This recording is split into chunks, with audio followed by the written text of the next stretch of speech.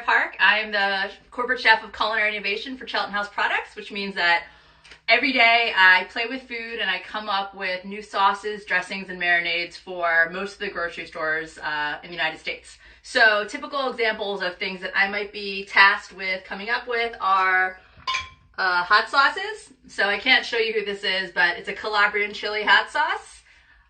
Hold on a sec. Sarah wants to know, yes, Debbie, you can tell Sarah that I went to Chopped and I am a champion. So this is a Calabrian chili hot sauce. And so the old days corporate chefs in my position didn't really come from restaurants. They had food science backgrounds and chemistry, and they did a lot of data and number crunching. But nowadays, most companies are hiring former restaurant chefs and professional chefs to bring innovation, authenticity, and really good novel flavor combinations to the public because everyone's demanding just better food, which is great for us. So I did a Calabrian chili hot sauce.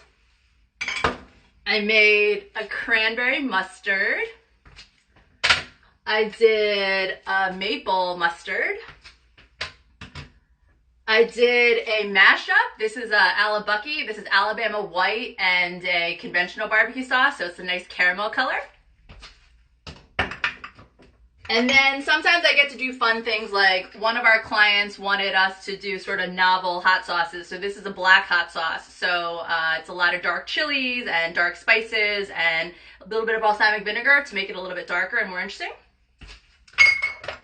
And then there's been a lot of demand for Hispanic sauces. So this is an al pastor taco marinade, and we use pineapple juice and pineapple chunks. And I try to be really authentic, and I want products that taste like restaurant quality but are approachable and affordable for the American public, and that's what I really enjoy about my job, feeding people. Thank you, Chef Monica and Ellen and Alyssa.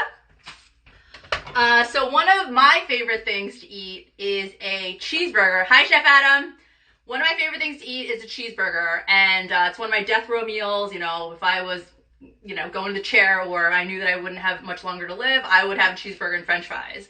Another thing that I really enjoy eating is Korean barbecue. And as a Korean American, when I was tasked with opening up a Korean gastropub, I envisioned this Bulgogi burger. So it's the best of both worlds. It's a all-American burger, but then it's got Korean barbecue flavorings. And I think it is really delicious, and it's one of my favorite things to eat. And it did win Best Burger in Philadelphia 2016 by Philly Mag. So that was a really wonderful accolade and an honor to get a huge award from My Cities magazine.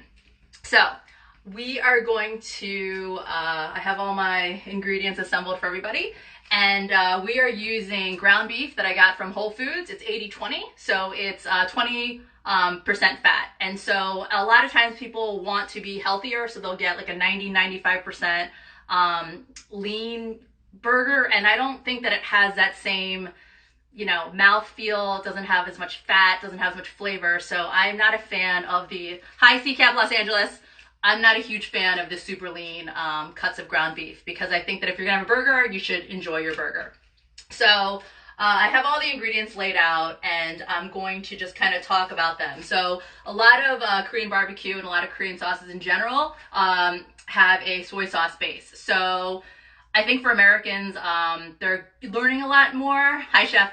They're learning a lot more about Asian ingredients, but I think with soy sauce, there are a million different kinds of soy sauce. So I just wanted to show you a couple. So I got this at Wegmans. They actually have really high quality private label brands because they're really committed to quality for their customer. So this is, conventional soy sauce. This is a really nice organic shoyu. So shoyu is the Japanese term for soy sauce. This is a bottle that I had. This is the Chinese style soy sauce, and this is usually a little thicker, a little saltier.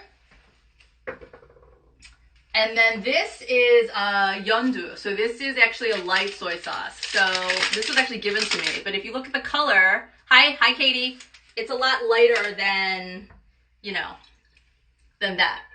So these are both considered soy sauces, but they're very different in the way that they look, and the tastes are different as well. So as you can imagine, the darker colored soy sauce has like a stronger, saltier, richer flavor, and the lighter sauces are a little bit more delicate, and sometimes you can taste like more different flavor notes because it's not as aggressive on the palate. Another thing that you're going to see a lot in Korean sauces and marinades is rice vinegar. And so when you're getting rice vinegar, you can get regular rice vinegar or you can get seasoned rice vinegar. And so seasoned rice vinegar usually means that there's a lot of sugar and salt added to it. And so I actually stay away from this because I want to be able to control the level of sweet and salt in my cooking. Another important thing that you're going to see is toasted sesame oil. So toasted sesame oil is literally what it means. So they take the sesame seeds, they toast them so they get sort of a darker color, gets a little bit nuttier, and then they press it and they make oil out of it. And so this is actually really dark. And I actually grew up eating this, and I didn't know that there was a difference between toasted sesame oil and plain sesame oil until I went to culinary school. And plain sesame oil is really light and golden, and it's not nearly as strong or aromatic as toasted sesame oil. So I'm a huge fan of toasted sesame oil. A little bit goes a long way. It's very potent in the way that it tastes, the way that it smells, and it adds just like a nuttiness and savoriness to everything it touches.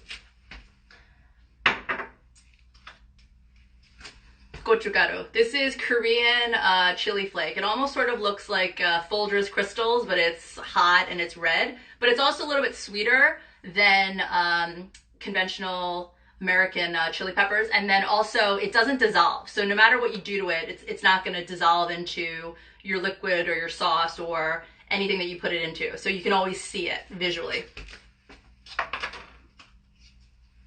These are some toasted sesame seeds, and I like these better than the ones that you find on bagels. So the ones that you find on bagels I think are sort of flat and anemic and really white, and these are like darker, you know, a little bit more like caramelly color, and I think that these taste a little bit better. I think that they have fuller flavor, and I'm a huge fan of sesame anything. This is samjang. So this is soybean paste. So the umami bomb, it's fermented, it's wonderful, and it's good color. You can put this on anything and it makes it taste better. So you can put it on vegetables, you can put it on tofu. We're gonna make a samjang mayo for our burger because it's, again, umami bomb, adds flavor. Everyone loves fermented everything right now. It's really good gut bacteria. This is red leaf lettuce. So when I was growing up, I don't know why, but my mom always said red leaf lettuce is better than green leaf lettuce, and she's actually right. So nutritionists and doctors and healthy people, hi Meredith, are now telling us that you should eat the rainbow. So you should try to eat fruits and vegetables of all different colors. So like blueberries, strawberries, red leaf lettuce. You could have like carrots, all different kinds of squash. And you're supposed to eat the different colors of the rainbow because it's different like nutrients and vitamins and minerals depending on the colors that make the vegetables or fruit that way. So that's important. And then also scallions. So scallions are, you're gonna find them in Asian cooking, particularly Korean cooking, all the time. And I thought something that was funny is that we're so quick to go to the grocery store. Yes, taste the rainbow, amen. We're so quick to go to the grocery store and, you know, keep buying new things, but because of the quarantine and not wanting to go outside for our safety, I started keeping scallions in a little bit of water. And I mean, I don't know if you guys can see this, but this is crazy. Like this grew, you know, in like a week. So this is my quarantine scallion project. Here, over here. Show it to you guys.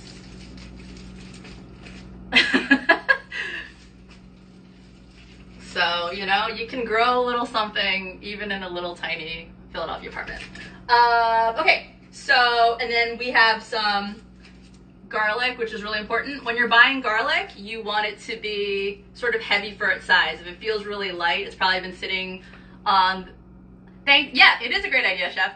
So with garlic, you want it to feel heavy when you pick it up. So if it's been sitting in the store for a while, all the moisture evaporates and it's basically like a paper mache garlic bulb and it's gonna feel really light. Don't buy it, it's not worth it. Ginger. Ginger is a huge part of Korean cooking. It's also used a lot in Ayurvedic medicine. It's really good for digestion, it's good for your health. There's really not much that it can't do. I'm a big fan of ginger. in savory preparations, Korean sauces, Korean barbecue, Asian sauces, but I'm also a fan of it in desserts. So adding like a little bit of ginger to, you know, cakes and pies and tarts, I think is really a wonderful way to eat and sort of broaden flavor horizons with something that is readily available and inexpensive. Lemons. This is more me. You don't see a lot of lemons in Korean cooking, but I love adding acidity because I think that it heightens flavor, it's good for you, and it's, again, relatively inexpensive. This is an Asian pear. So my dad's dad had actually an Asian pear farm when they were growing up, and you know, people call them apple pears. They're not. They're Asian pears. They have their own flavor. They're really juicy. The texture is really wonderful. They're very refreshing. And so typically when you're making Korean barbecue, it's going to be soy sauce, sesame oil, garlic, ginger, scallions, and then you can add some sort of sweetness. So my recipe is going to have ground up Asian pear, but it's also going to have some honey. You can use sugar. Sometimes the cheat for Korean housewives is a Sprite or a Coca-Cola because it is very sugary, and that's why soda is bad for you.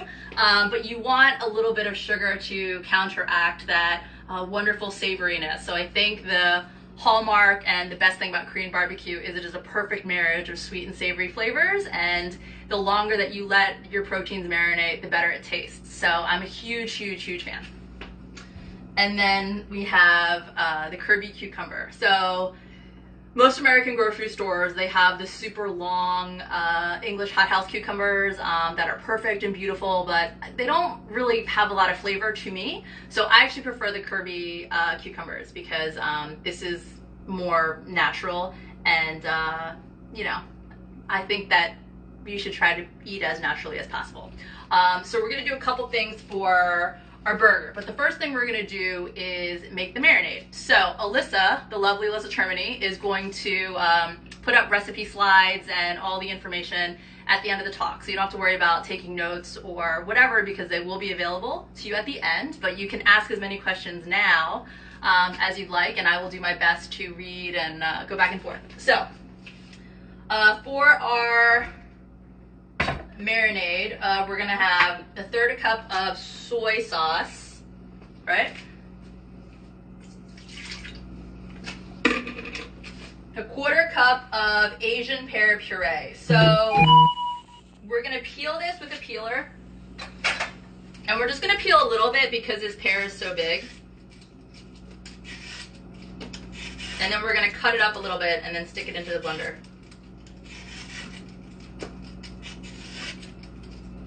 And again, like if you add a little bit more, a little bit less, it's okay. It's not gonna make that much of a difference.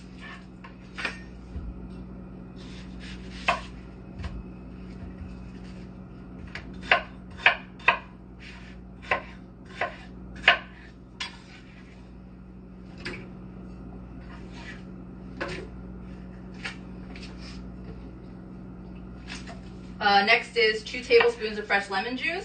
So if you use citrus in your cooking, as I do and a lot of people do, just invest in one of these. You can go to, I got this at TJ Maxx for like $5.99. It also helps you to keep out the seeds.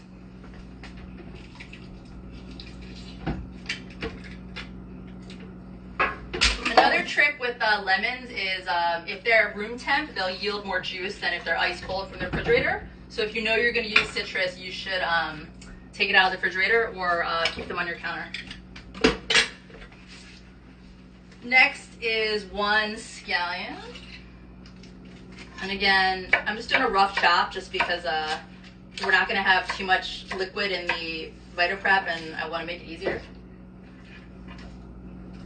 And then the next is 4 cloves of garlic peeled. So I could use this, but another trick that I have, and especially because everyone has tons of free time right now, when you get your garlic, just undo all the cloves and just peel it and put it in a jar. And so this took me, 10 minutes. And I think nowadays everyone has so much time because everyone's indoors indefinitely. And so you just always have a ready stock of peeled garlic. So the recipe calls for 4. And then I like to trim off the root ends because it's bitter. Nobody wants to eat it.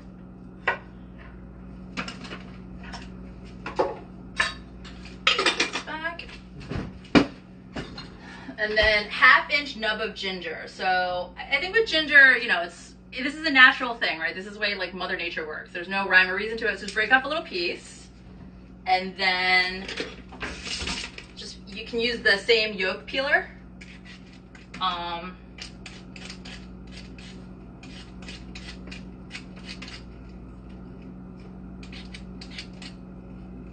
just peel it, and then you can save the skins for stock or sauces. So I used to work at a Chinese restaurant, and they would save the skins, and it's such a brilliant idea because there's so much ginger flesh left on the left in the skin, and you don't want to throw it out. So this is like more than 1 inch because it's sort of a skinny piece of garlic, and that's okay. And again, ginger is really fibrous, so we're just going to help it out a little bit before we put it in the blender.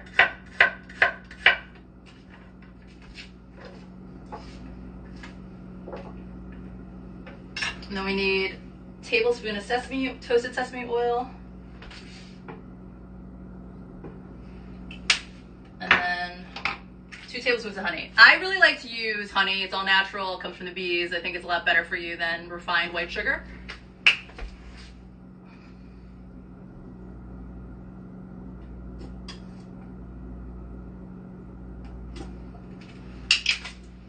And then 1/4 teaspoon of freshly ground black pepper. My mom got me this pepper mill. Freshly ground black pepper makes a huge difference.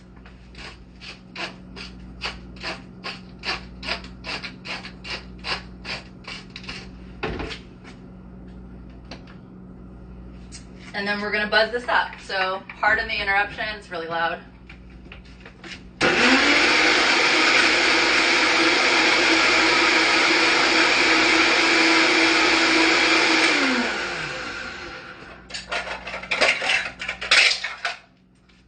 So I have my 1 pound of ground beef, 80/20.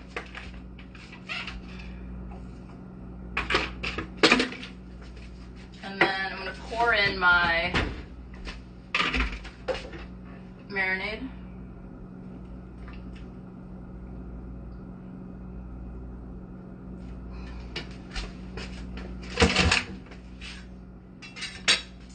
And you're going to just work the meat. And I think what's great about this recipe is that this burger is really forgiving. There's so much flavor and liquid in it that it's almost impossible to overcook it. So when we had sort of newer line cooks that had sort of challenges with cooking meat, it was okay because even if you took the meat and made it well done, it was still juicy because there was so much liquid. So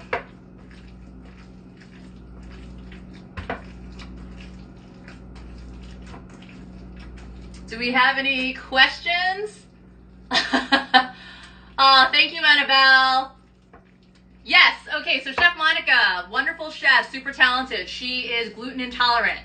So you can always find gluten-free soy sauce. So tamari, which is a byproduct of making miso, tends to usually be gluten-free. And higher end soy sauces tend to be gluten-free. So I want to say originally soy sauce was made just with soybeans, and then they started manufacturing it with wheat to like extend the shelf life and make it cheaper. So that is an excellent point. All right, so we're gonna let this sit. And then because I handled raw meat, I'm gonna wash my hands.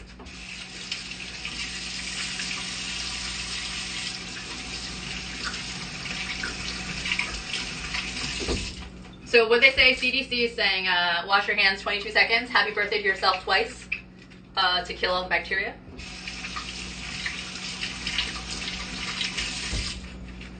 All right, so I'm gonna preheat my oven because it's got to get to 450, which is really high, but if you think about it, it's a lot lower than what it would be on an outdoor grill or on a plancha.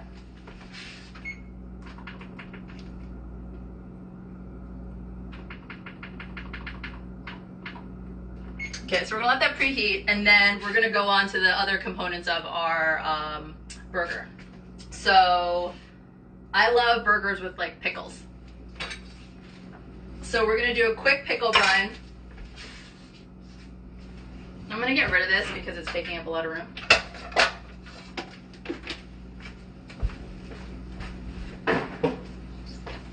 All right, so we're gonna do a quick pickle brine. We're gonna do equal parts water, rice vinegar,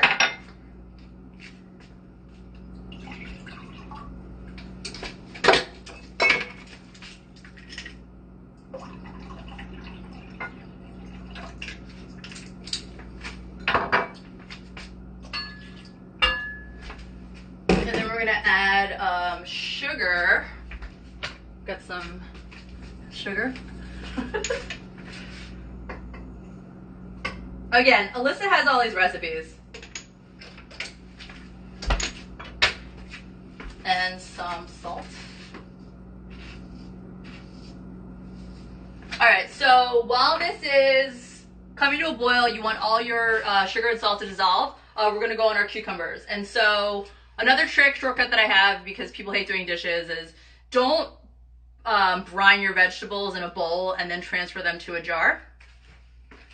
You should have your jar ready to go. You can put your vegetables in it immediately. So for burgers, I like long, thin pickle slices. So we're gonna cut on the bias.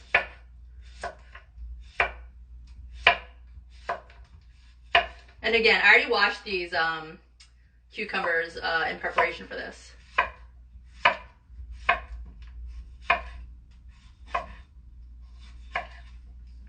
I'm gonna put them inside.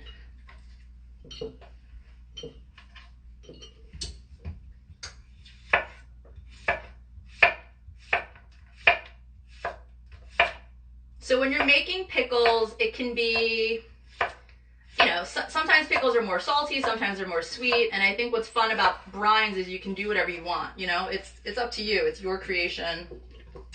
Again, pickles are pretty forgiving. If it's too tart, you can add more sugar or salt.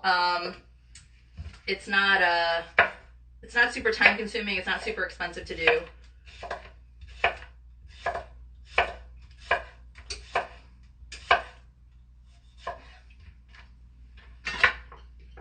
And I think, you know, I come from fine dining restaurants where everything has to be perfect, but it's okay to have the end of the pickle. It's still edible. Sam Cass, the former White House chef to Barack Obama, did this whole thing about like food waste, and he served a whole banquet with all, you know, technically food waste, and everybody loved it. And so, I mean, you should still eat it. All right, so see, look, fits perfectly. We're gonna wait for this to come to a boil, then we're gonna add it in. So while we're doing that, I'm gonna put this away.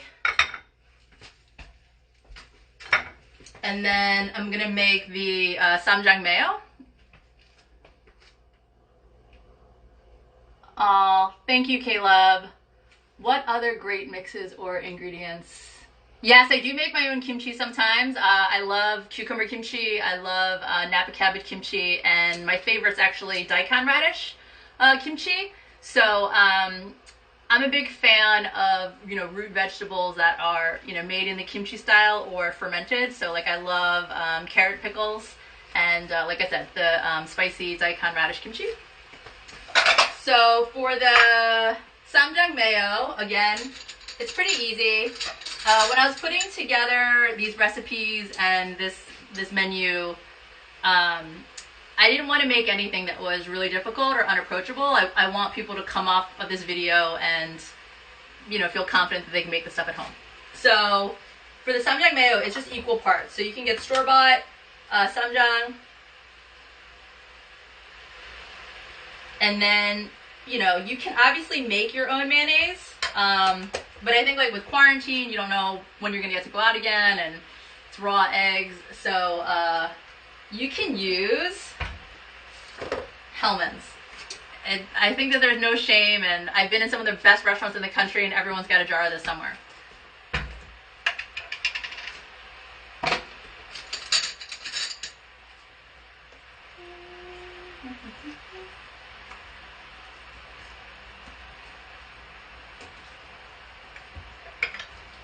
So just equal parts, and then we'll put this away because I want to make more room.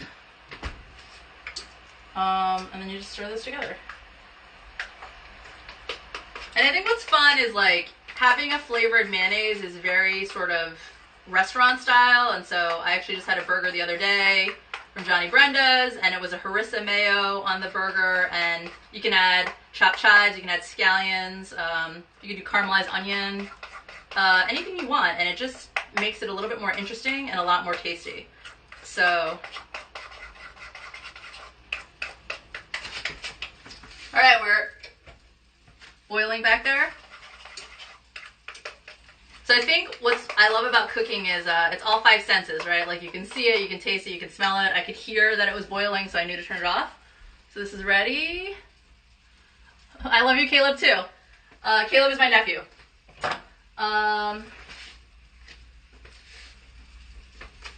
So we can just pour this right into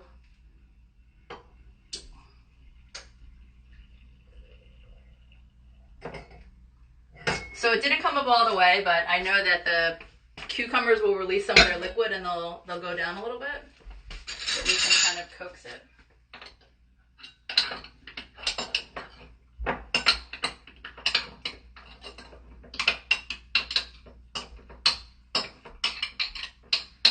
See? So we're gonna let that hang out a little bit. And then we're gonna make the scallion salad. So when you have greens like onions or lettuces or whatever, I like to soak them in water for a little bit. If they're fresh, just use them fresh. But if they, thank you, CCAP Los Angeles. But I think if they've been in the refrigerator or, you know, they're not their best, you can just perk them up in a little bit of water. So this lettuce, believe it or not, was really wilted and sad because I got it 2 days ago. But then I put it in water and now it's all perky and wonderful. All right, so we're gonna get a bowl. And then for the scallion salad, again, it's not fine dining, but anything worth doing is worth doing well. So I like to make everything sort of equal size, right? And then you wanna do like ultra julienne.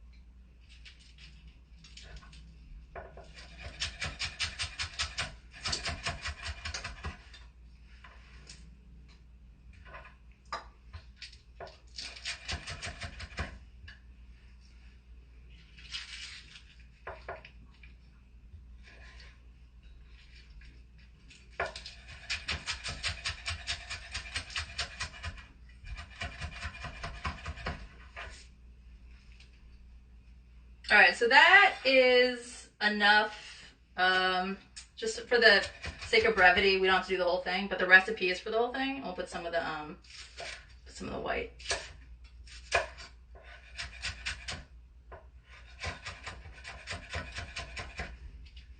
So even though they grow all together, the bulb, the white part's always a lot stronger than the green part. So you should be mindful of what you're using it for, and you know, is some of that, you know, biting aggressiveness of the onion gonna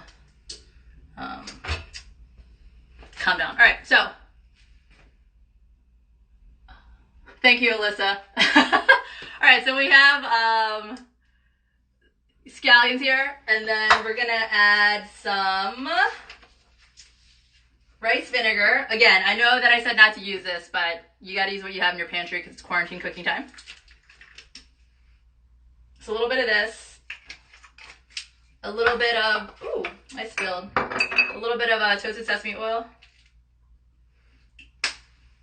some sesame seeds,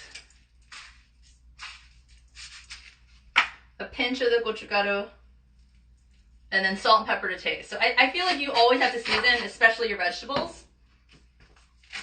And then we're going to give this a little toss. And so you don't want to do this too far ahead because the scallions will get really weepy and sad, and you want them to have a little bit of their crunch, a little bit of that structure. See? All right, so we got the pickles, we got the scallion salad, you got the mayo, the burger meat has rested a little bit. All right, so now is the fun part. We're gonna get to make the burgers. All right, so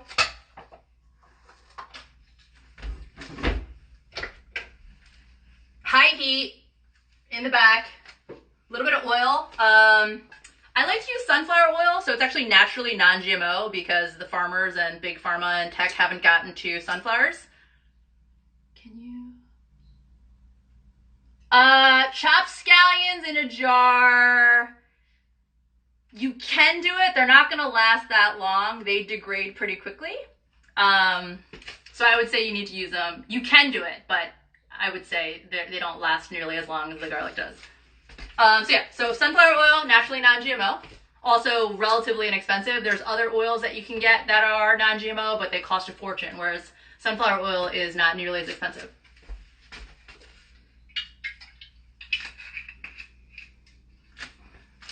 All right, so we're gonna let this get super hot, and you wanna get a skillet that's large enough so that when you put the meat in, it doesn't steam because it's crowded. So I think when you're cooking, everything makes a difference. You know, what's your heat source? What are you using for your cooking fat?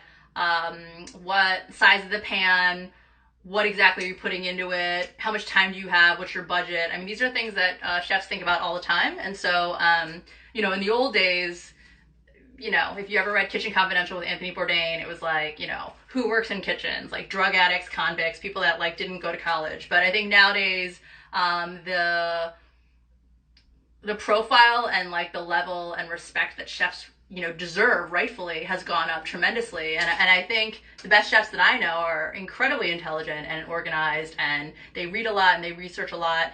And it's, I think, the best profession because it combines science, it's biology, chemistry, physics, but then it's also art. You know, what does this look like? What does this taste like? How do people feel when they eat it? And I think the best chefs will tell you that our only job is to feed people and to make them happy. And that's something that I enjoy tremendously. So it's an honor and a privilege to get to cook. And I think nowadays with the quarantine, everyone's cooking so much more. And I think it's bringing the family together. It's bringing people together. And we miss restaurants because that's where we used to socialize a lot. But now we're doing a lot of socialization at home. All right, so I've got my pan.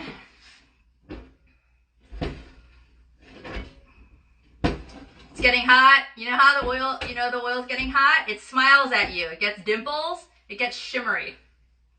Or you put your hand over it, feel hot. But I like visual cues because I'm a visual learner. So the whole thing with the shimmer and the dimples, I thought that was the coolest thing I ever heard. I cannot take credit for that. That's Gary Danko in San Francisco. All right, so it's hot. And then we're gonna do 2 8-ounce patties. So I like a thick burger. You can also do really thin ones, the 4-ounce, more like, you know, McDonald's or Shake Shack style, really, really thin. But I like a big, juicy, meaty burger that, you know, you stick your teeth into. So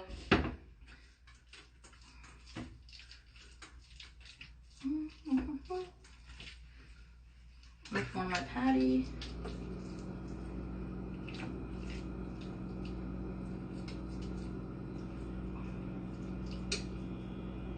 And I'm going to put this directly into the pan.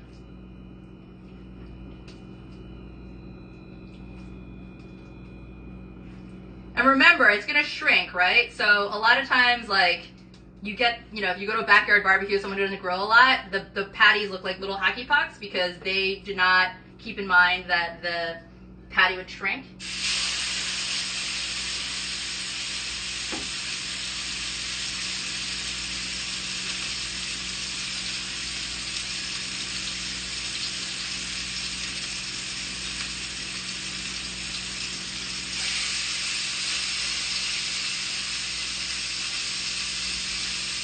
I'm gonna wash my hands again. Smells so good. I wish you guys were here.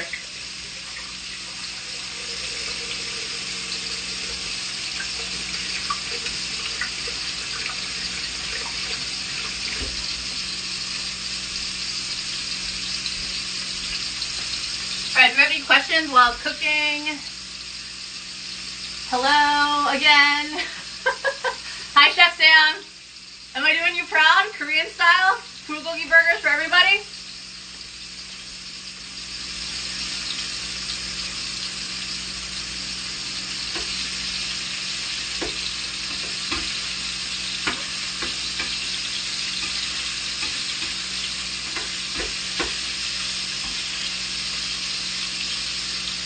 Alright, so while that's cooking, I'm going to slice up my buns. I'm going to slice my buns. I got a nice potato bun, Philadelphia style. And I'm just going to toast it in the toaster.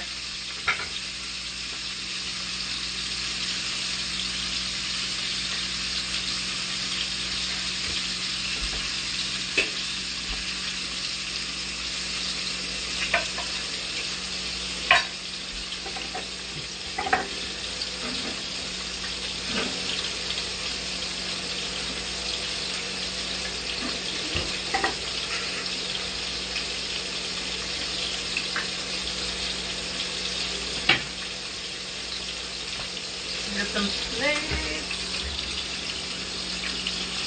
Yes, it's a similar marinade. It's not exactly the same, but yeah, you can definitely use store-bought bulgogi marinade to make burgers.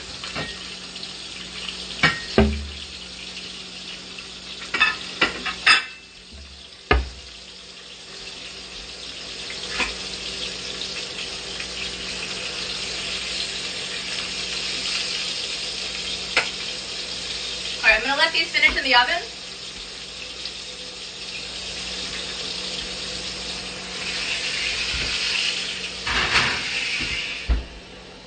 Alright, so while that's happening, I'm going to tidy up a little bit. Clean chef is a good chef. And we're going to get just the lettuce ready for the burgers. This is kind of aggressive and large.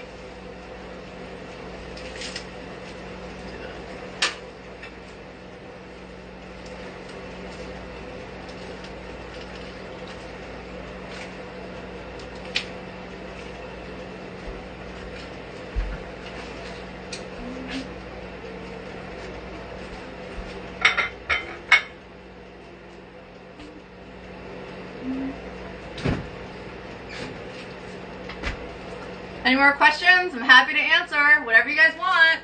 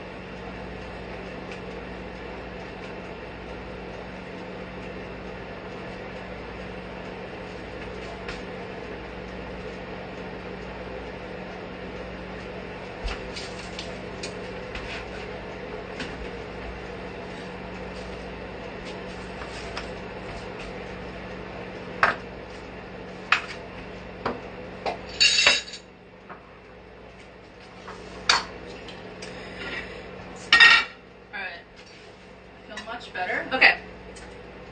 Can you save me one? Is this your favorite kind of burger? Yes, Lauren, fish bane is my favorite. Katie, there are so many requests for one. I don't know how I'm going to distribute. Plus, I'm scared to leave my house. How do you start the process of creating product that will be sold in stores? That is a great question. So, there's two ways. One, let's say you're CCAP GDC and you own 100 grocery stores and you really want a line of organic Asian pan sauces. So you'd come to us and say, hey, we want a line of organic pan sauces, you know, what do you think?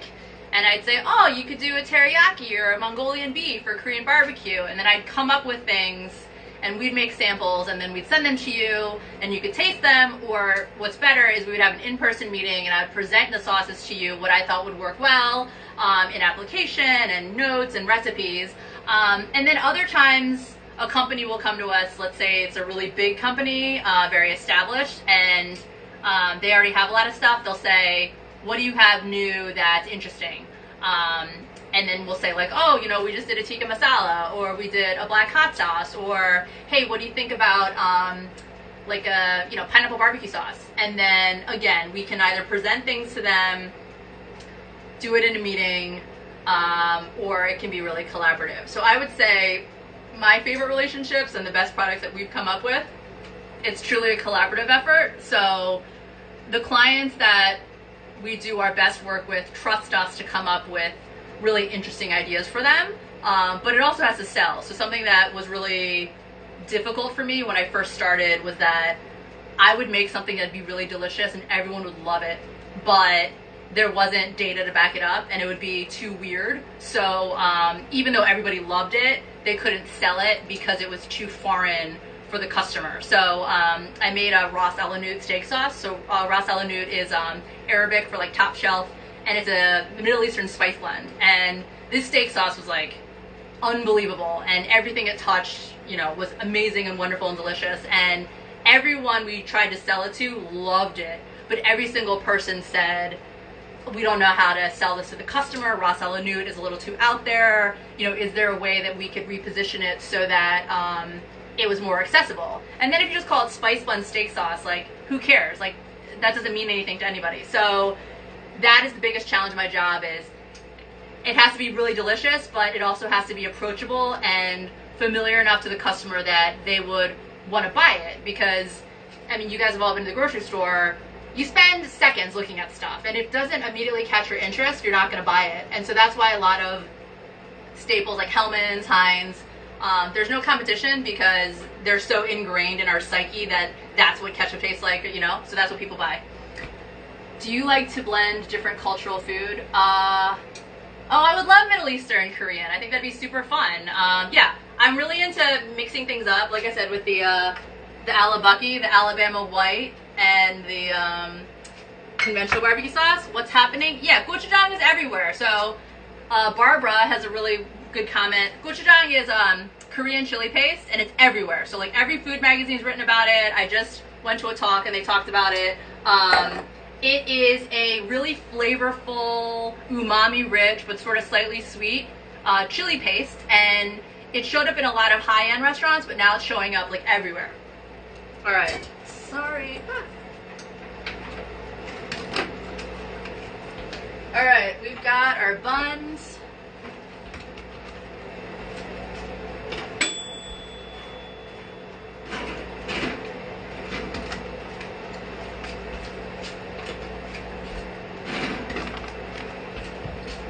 Sorry guys, it's a little bit dark. I was talking to you guys.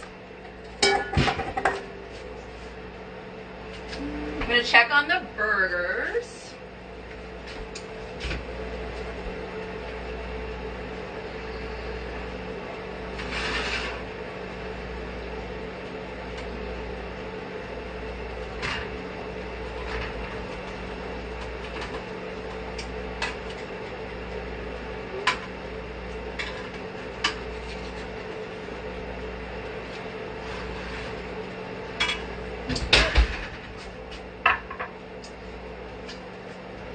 My students love it.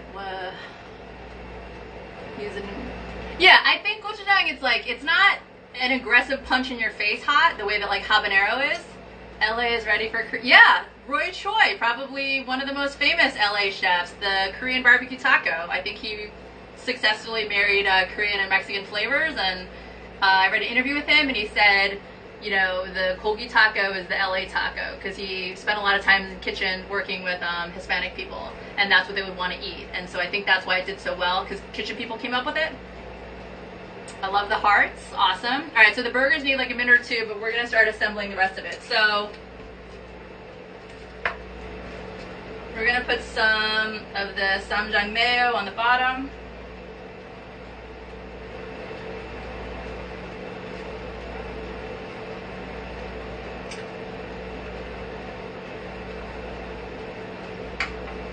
Put a little bit of the salad.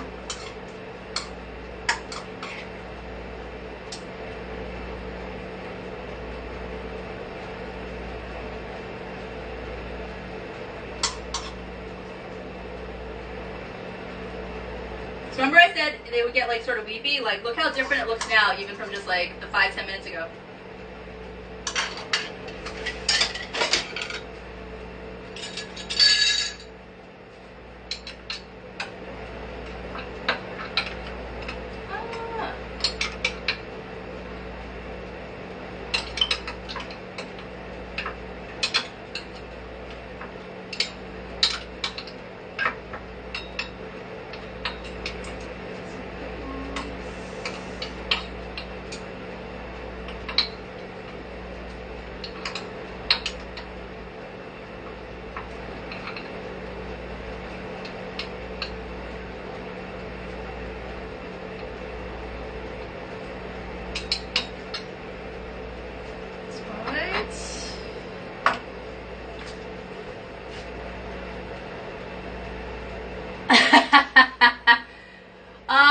I've been cooking my whole life, professionally, the past 15 years.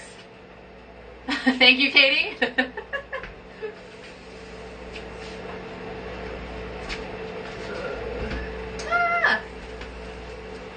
Sorry, guys.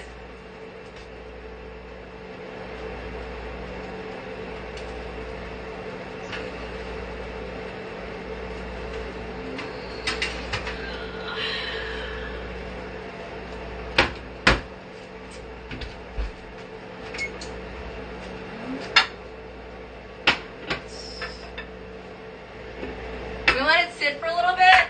They're really juicy, so I want to let some of that juice come back. What is my favorite food to make?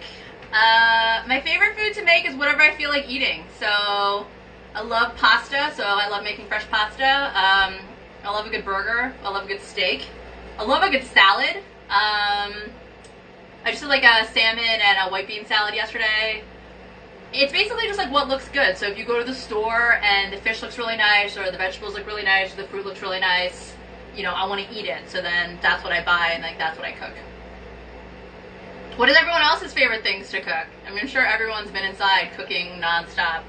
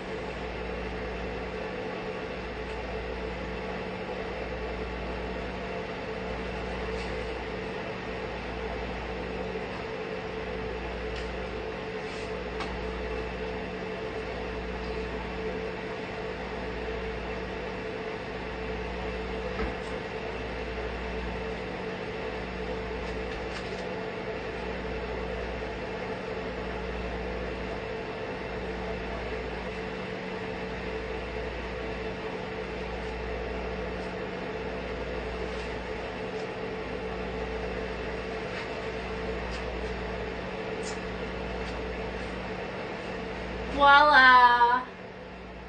The Bulgogi burger.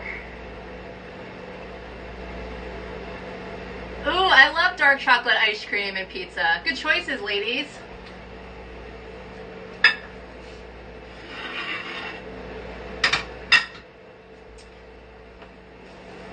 Thank you. Thank you, Mon. Alright, so those are the lovely burgers, restaurant quality, brought right to you. And then I just want to take a minute to say thank you for joining me. Are there any more last minute questions? Thank you, Chef Sam. Thank you, Zoe. Thank you, Barbara. Thank you, Katie. Thank you, Alyssa. I want it in my face. So, last remarks. I think it's really important in this time of quarantine and being CCAP Philadelphia. I think we need to... So, Alyssa is going to send you all the stuff. Thank you so much, you guys. That was wonderful. So, my last remarks to you, thank you, Alyssa, is that let us support Philadelphia in this time. So, I got my Frizz Wit t-shirt from Moosey, Philly, Chef Ari Miller.